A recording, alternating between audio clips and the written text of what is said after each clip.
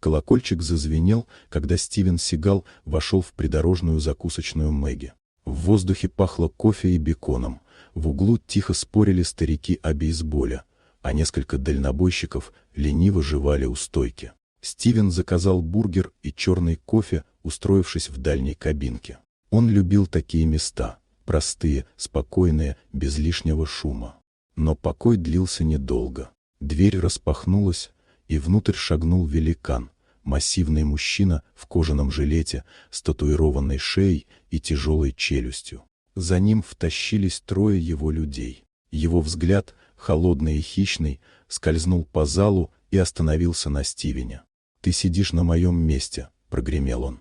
Стивен спокойно помешивал кофе. «Здесь много свободных кабинок», — ответил он тихо.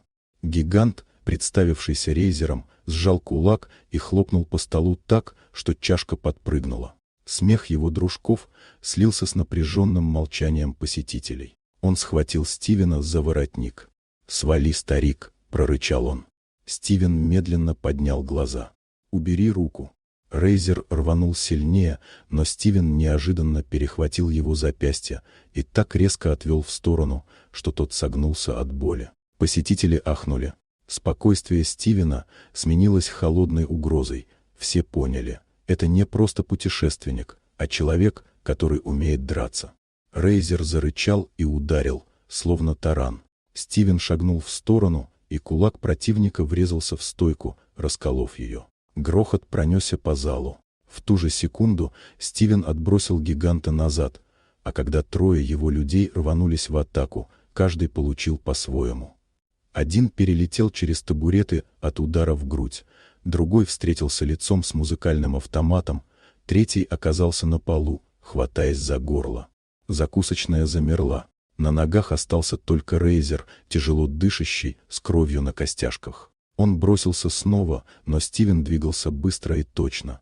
Удар локтем в спину, кулак в челюсть, и гигант рухнул лицом в стойку. Тишину нарушали только стоны побежденных. Стивен выпрямился, его голос звучал спокойно, но твердо. «Ты приходишь сюда, унижаешь людей и думаешь, что страх делает тебя сильным. Но страх мимолетен. Запомни, если вернешься и снова тронешь кого-то в этом городе, увидишь меня, и тогда милосердия не будет». Он взял чашку, сделал глоток кофе и снова посмотрел в окно. Колокольчик над дверью тихо звякнул, и все в зале поняли. Рейзер выбрал не того человека.